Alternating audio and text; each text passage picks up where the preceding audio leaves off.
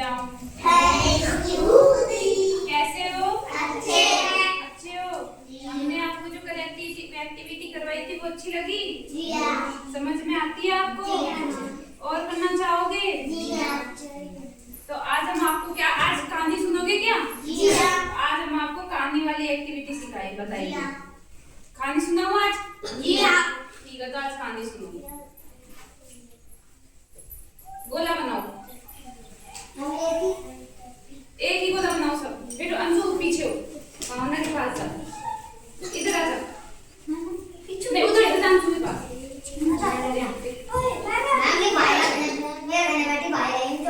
ये बैठे बैठे तू यहाँ आ जा।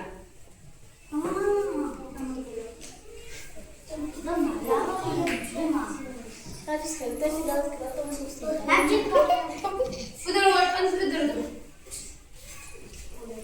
बैठ गए? कहानी सुनोगे? उधर बैठो फिर। चलो आज हम कहानी सुनते हैं। कौन सी कहानी सुनोगे? संगीत प्रेमी गधा।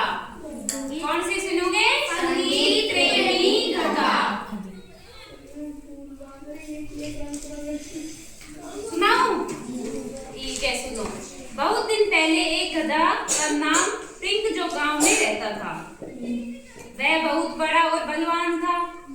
वह धोबी के लिए काम करता था। किसके लिए काम करता था? धोबी के। वह पूरे दिन धुलाई वाले कपड़ों का भार ढोता था। क्या करता था? धुले हुए कपड़ों को अपने पीठ पर लाद कर लेके जाता था वो। ठीक है? रात में चारों तरफ स्वतंत्र पूर्व घूमता था। गधा सियार से मिला और उसे अपना मित्र बनाया। किसे अपना मित्र बनाया? सियार को। प्रत्येक रात को ककड़ी के मैदान में दीवार तोड़कर अंदर घुस जाते थे। कौन घुस जाते थे? सियार और गधा। वे मन भर खाते थे और सुबह अपने घरे चले जाते थे। ये क्या है? गधा। और ये क्या है? सियार। सियार। ये दोनों आपस में मित्र हैं। एक रात अहंकारी गधे ने कहा, भतीजा, यह रात इतना अद्भुत है कि मुझे गीत गाने का मन कर रहा है।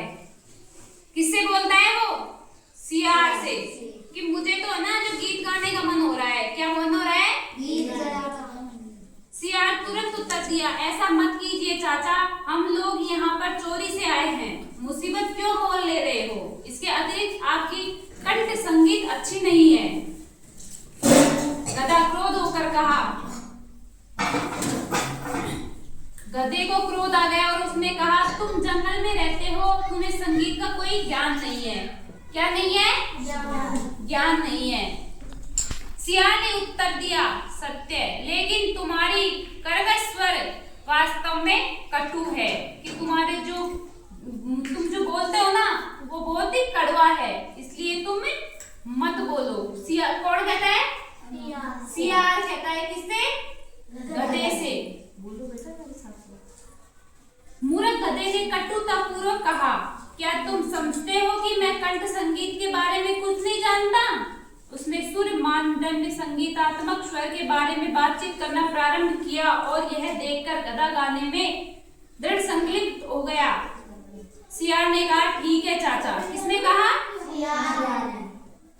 किसान को देखने के लिए मैं द्वार पर खड़ा रहता हूँ। आप अपने हृदय को परितप्त करने वाले गीत गाइए। सियार मुड़ गया। गधा अपने गति को ऊंचे स्वर में तानने लगा और कर्कश स्वर निकाला। किसान जाग गए और छड़ी लेकर क्रोधित होते हुए वहां पहुंचे। गधा जब तक गिर न गया तब तक वे लोग उसे मारते रहे। कौन मारते रहे? किसान। तब उन्होंने उसके गले में ओखली बांध दिया और सोने के वापस चले गए। सोने के लिए वापस उसको क्या कर दिया? बांध दिया। किसको? गधे को। जोर से बोलो बेटा। किसको बांध दिया? गधे को। और फिर वो कहाँ चले गए? सोने के लिए। इसके बाद गधा खड़ा हुआ, बाहर निकलकर मुंह बाएं और वे बाढ़ को देखा। वह बहुत कठिनाई के साथ चलना शुरू किया। सियार कुछ दूरी से यह सब कुछ देख रहा था। वह हंसते हुए बोला, बहुत अच्छा गाया चाचा तुमने, उपयुक्त पुरस्कार मिला। क्या मिला? पुरस्कार। तुम अब अद्भुत पदक पहने हुए हो। यदि तुम मेरी सलाह मानते हो, यह तुम्हारे साथ नहीं होता।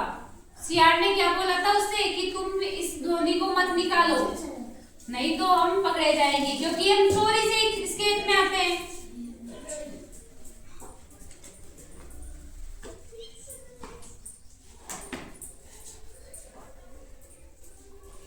तो ये क्या है? सियार। और ये क्या है? गधा।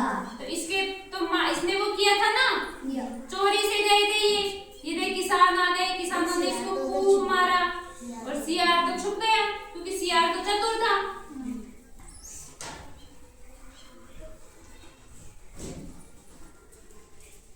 तो इस कहानी से हमें क्या शिक्षा मिलती है? हमें किसी भी के खेत मतलब किसी के भी यहाँ चोरी नहीं करनी चाहिए। हमें ईमानदारी से ही काम करना चाहिए।